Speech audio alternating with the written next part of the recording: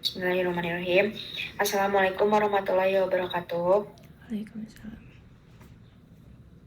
Yang saya hormati Bapak selaku dosen pembimbing pada mata kuliah Pendidikan Pancasila, puji syukur marilah kita panjatkan kepada Allah Subhanahu wa taala dan sholawat serta salam semoga tetap tercurahkan kepada Nabi besar Muhammad SAW. Adapun topik yang akan kita diskusikan pada diskusi kali ini yaitu tentang etika profesi pada bidang teknik informatika, cyber security. Saya Viana Pindi selaku moderator akan memimpin jalannya diskusi ini.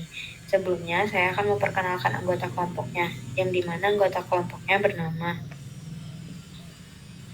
Wina Agustina, Nadila Putri, Yoga Prawira Kusuma, Diki Ramanto, Afirmansyah.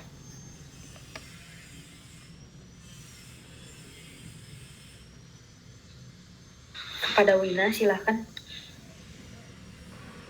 Ya, terima kasih Viana atas kesempatan. Di sini saya akan menjelaskan visi dan misi dari Teknik Informatika Unpas. Yang pertama ada visi, yaitu menjadikan penyelenggaraan pendidikan tinggi teknik informatika yang unggul dalam bidang rekayasa perangkat lunak dan berkarakter nilai kesundaan, keislaman, serta terkemuka di tingkat nasional menuju komunitas akademik tinggi di tingkat internasional. Kemudian ada misi dari Teknik Informatika Unpas. Yang pertama, menyelenggarakan proses pendidikan berbasis komputasi guna menghasilkan sarjana informatika yang pangku agama, jembar budaya, berjiwa teknoprener dengan wawasan dan kemampuan akademik serta teknis yang diperlukan untuk membangun solusi informatika. Yang kedua, menyelenggarakan kegiatan penelitian untuk mengembangkan, menggali, menghasilkan, memperkaya keilmuan dan teknologi bidang informatika guna diterapkan di masyarakat secara berkelanjutan. Dan yang ketiga ada menyelenggarakan kegiatan untuk menghasilkan karya terapan bidang informatika yang berkontribusi pada pembangunan pemerintah. Sekian dari saya kembalikan kepada moderator. Selanjutnya ada pengertian dari teknik informatika dan cyber security. Silakan kepada Diki. Oke, terima kasih kepada Viana. Saya di sini akan menjelaskan tentang teknik informatika dan cyber security. Yang pertama ada teknik informatika. Teknik informatika merupakan bidang ilmu pengetahuan yang mempelajari berbagai prinsip terkait ilmu komputer, mulai dari proses perancangan, pengembangan, pengujian, hingga evaluasi sistem operasi perangkat lunak, di mana prinsip tersebut digunakan untuk menangani masalah transformasi atau pengolahan data dengan proses logika. Selanjutnya ada cyber security, merupakan proses perlindungan sistem atau bisa disebut juga sebagai keamanan teknologi informasi yang dirancang untuk memerangi ancaman terhadap sistem dan aplikasi jaringan, baik dari dalam maupun dari luar sebuah organisasi. Sekian dari saya kembalikan kepada moderator.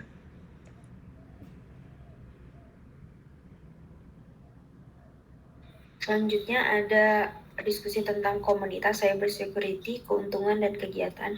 Disilakan kepada Yoga. Baik, terima kasih Teviana. Ini adalah dua dari sebagian banyak komunitas cyber security yang akan kami kenalkan, yaitu ada CSC, singkatannya ialah Cyber Security Community. CSC merupakan komunitas untuk belajar bersama. CSC berfokus berbagi pengetahuan dan pengalaman tentang network security. CSC terdiri dari kumpulan mahasiswa Universitas Bina Nusantara dan CSC hanya terbuka bagi mahasiswa Bina Nusantara saja. Yang kedua ialah ada Ethical Hacker Indonesia. Saat kasus serangan digital makin ramai, Ethical Hacker Indonesia memutuskan terlibat langsung mengedukasi masyarakat awam agar terhindar dari serangan digital.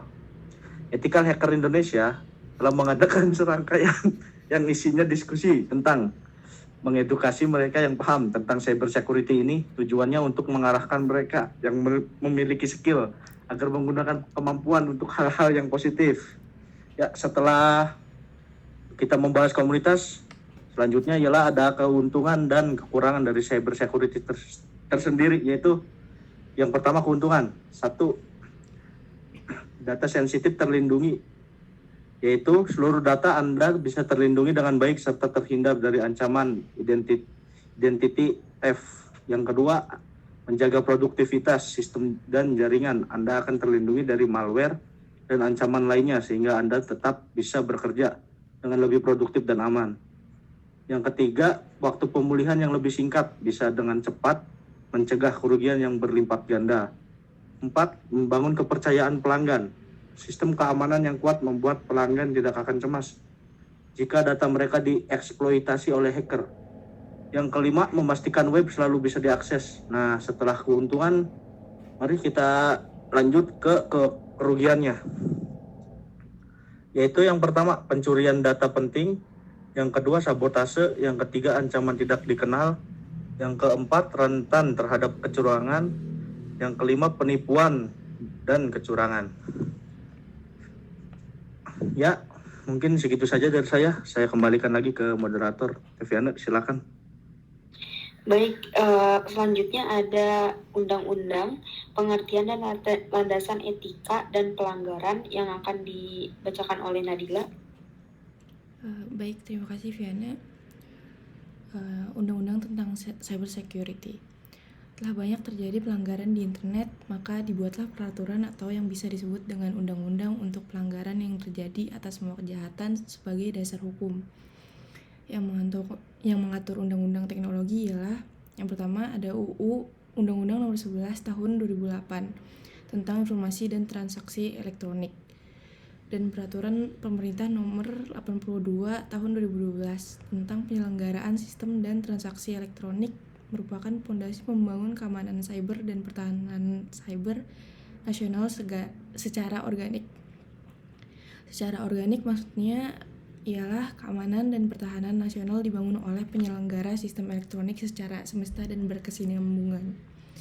Yang kedua ada Undang-Undang ITE pasal 15 yang mengatur bahwa penyelenggara sistem elektronik harus menyelenggarakan sistem elektroniknya secara aman, handal, dan bertanggung jawab terhadap beroperasinya sistem elektronik sebagaimana mestinya. Artinya seluruh penyelenggara sistem elektronik, terlepas apakah sistem itu digunakan untuk kepentingan pemerintahan, komersial atau pribadi, harus menyelenggarakan sistemnya secara andal, aman, dan bertanggung jawab. Sebentar. Yang ketiga ada Undang-Undang HAKI atau Hak Kekayaan dan Intelektual yang sudah disahkan dan yang berisikan tentang hak cipta, di mana pengkategoriannya dalam menyebarluaskan sesuatu ada yang harus dengan persetujuan pemiliknya dan ada juga yang tidak. Undang-undang ini diberlakukan pada 29 Juli tahun 2003 nomor 19 tahun 2002. Selanjutnya ada etika profesi di bidang IT.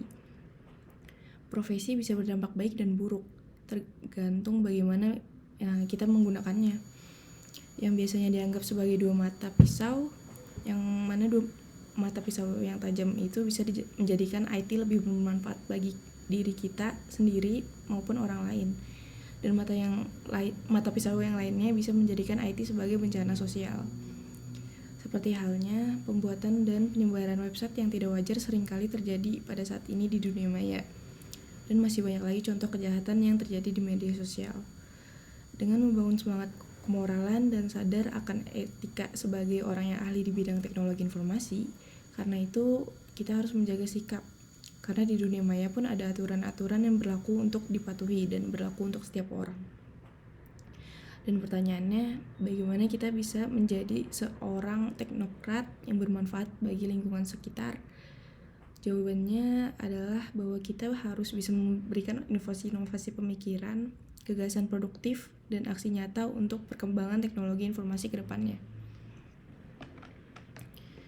Kemudian berikut adalah 4 contoh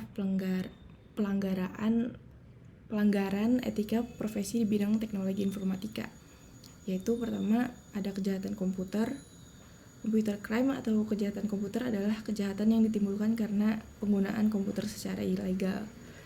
Beberapa jenis kejahatan komputer meliputi teknologi informasi, denial of services, atau arti lainnya itu melumpuhkan layanan sebuah sistem komputer, penyebaran, spam, carding, dan lain-lain. Yang kedua ada netiquette. Tingginya tingkat pemakaian internet di dunia melahirkan sebuah aturan baru di bidang internet, yaitu netiquette. Netiquette merupakan sebuah etika acuan dalam berkomunikasi menggunakan internet. Ketiga ada e-commerce.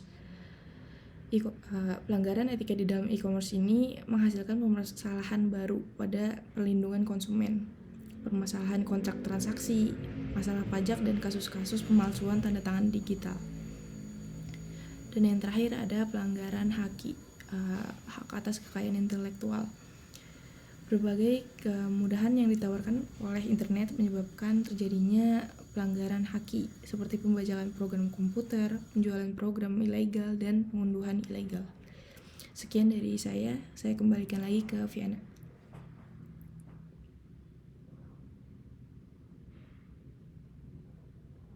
Demikianlah beberapa hal yang bisa kami sampaikan.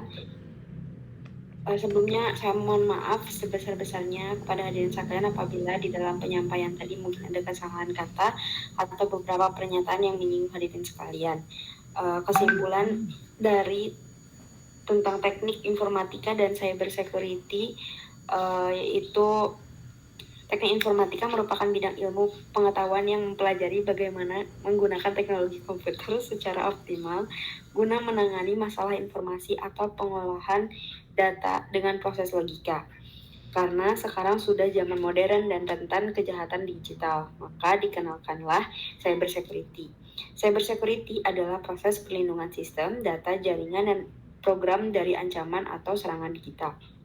Dengan banyaknya kejahatan di dunia maya, maka anak-anak muda berinisiatif membentuk komunitas, contohnya cyber security community.